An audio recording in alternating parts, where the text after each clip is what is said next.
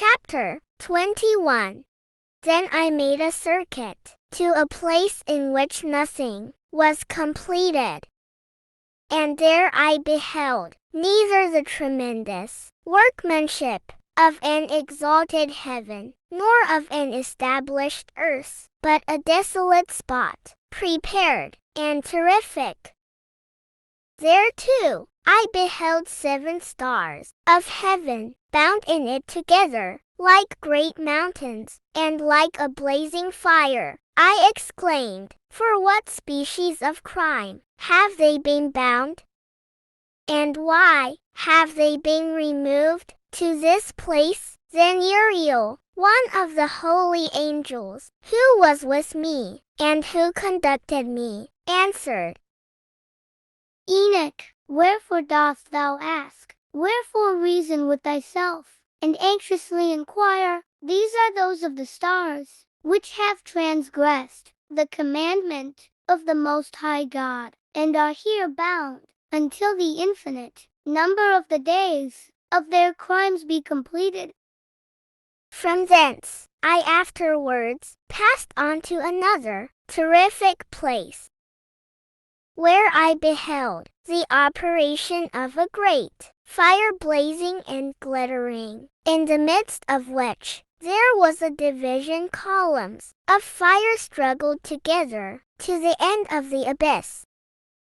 And deep was their descent, but neither its measurement nor magnitude was I able to discover, neither could I perceive its origin. Then I exclaimed, how terrible is this place, and how difficult to explore. Uriel, one of the holy angels, who was with me, answered and said, Enoch, why art thou alarmed and amazed at this terrific place, at the sight of this place of suffering? This, he said, is the prison of the angels, and here they are kept forever. Chapter 22. From thence I proceeded to another spot, where I saw on the west a great and lofty mountain, a strong rock, and 4 delightful places. Internally it was deep, capacious, and very smooth as if it had been rolled over. It was both deep and dark to behold. Then Raphael, one of the holy angels, who were with me, answered and said, These are the delightful places where the spirits, the souls of the dead, will be collected, for them were they formed. And here will be collected all the souls of the sons of men. These places, in which they dwell, shall they occupy until the day of judgment, and until their appointed period. Their appointed period will be long, even until the great judgment. And I saw the spirits of the sons of men, who were dead, and their voices reached to heaven, while they were accusing. Then I inquired of Raphael, an angel who was with me, and said, Whose spirit is that, the voice of which reaches to heaven, and accuses? He answered, saying, This is the spirit of Abel, who was slain by Cain his brother, and who will accuse that brother, until his seed be destroyed from the face of the earth, until his seed perish from the seed of the human race. That time therefore I inquired respecting him, and respecting the general judgment, saying, Why is one separated from another? He answered, 3 separations have been made between the spirits of the dead, and thus have the spirits of the righteous been separated, namely, by a chasm, by water, and by light above it. And in the same way likewise are sinners separated, when they die, and are buried in the earth, judgment not overtaking them in their lifetime. Here their souls are separated moreover. Abundant is their suffering until the time of the great judgment, the castigation, and the torment of those who eternally execrate, whose souls are punished and bound there forever. And thus has it been from the beginning of the world. Thus has there existed a separation between the souls of those who utter complaints, and of those who watch for their destruction, to slaughter them in the day of sinners. A receptacle of this sort has been formed for the souls of unrighteous men, and of sinners, of those who have completed crime, and associated with the impious. Whom they resemble, their souls shall not be annihilated in the day of judgment, neither shall they arise from this place. Then I blessed God, and said, Blessed be my God, the God of glory, and of righteousness, who reigns over all, forever and forever. Chapter 23. From thence I went to another place, towards the west, unto the extremities of the earth, where I beheld a fire blazing, and running along, without cessation, which intermitted its course neither by day, nor by night, but continued always the same. I inquired, saying, What is this, which never ceases?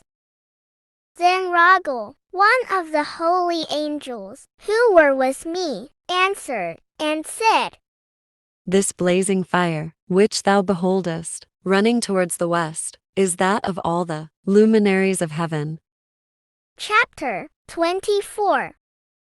I went from thence to another place, and saw a mountain of fire, flashing both by day and night. I proceeded towards it, and perceived 7 splendid mountains, which were all different from each other.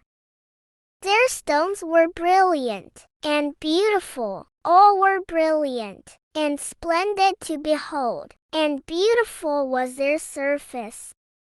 3 mountains were towards the east, and strengthened by being placed one upon another, and 3 were towards the south, strengthened in a similar manner. There were likewise deep valleys, which did not approach each other, and the 7th mountain was in the midst of them. In length they all resembled the seat of a throne, and odoriferous trees surrounded them.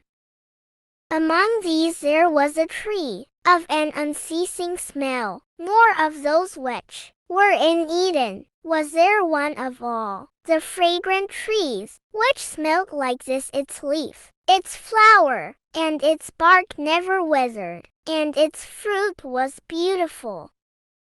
Its fruit resembled the cluster of the palm. I exclaimed, Behold, this tree is goodly in aspect, pleasing in its leaf, and the sight of its fruit is delightful to the eye. Then Michael, one of the holy and glorious angels, who were with me, and one who presided over them, answered, and said, Enoch, why dost thou inquire respecting the odor of this tree?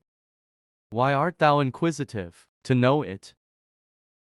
Then I, Enoch, replied to him, and said, Concerning everything, I am desirous of instruction, but particularly concerning this tree. He answered me, saying, That mountain, which thou beholdest, the extent of whose head resembles the seat of Yahweh, will be the seat on which shall sit the holy and great God of glory, the everlasting King, when he shall come and descend to visit the earth with goodness. And that tree, of an agreeable smell, not one of carnal odor, one there shall be no power to touch, until the period of the great judgment, when all shall be punished and consumed forever. This shall be bestowed on the righteous and humble. The fruit of this tree shall be given to the elect, for towards the north life shall be planted in the holy place, towards the habitation of the everlasting King. Then shall they greatly rejoice and exult in the Holy One. The sweet odor shall enter into their bones, and they shall live a long life on the earth. As thy forefathers have lived, neither in their days shall sorrow, distress, trouble, and punishment afflict them. And I blessed the God of glory, the everlasting King, because he has prepared this tree for the saints, formed it, and declared that he would give it to them. From thence I proceeded to the middle of the earth, and beheld a happy and fertile spot, which contained branches continually sprouting from the trees which were planted in it. There I saw a holy mountain, and underneath it, water on the eastern side, which flowed towards the south. I saw also on the east another mountain, as high as that, and between them there were deep, but not wide valleys. Water ran towards the mountain to the west of this, and underneath there was likewise another mountain. There was a valley, but not a wide one, below it, and in the midst of them were other deep and dry valleys towards the extremity of the three. All these valleys, which were deep, but not wide, consisted of a strong rock, with a tree, which was planted in them. And I wondered at the rock, and at the valleys, being extremely surprised.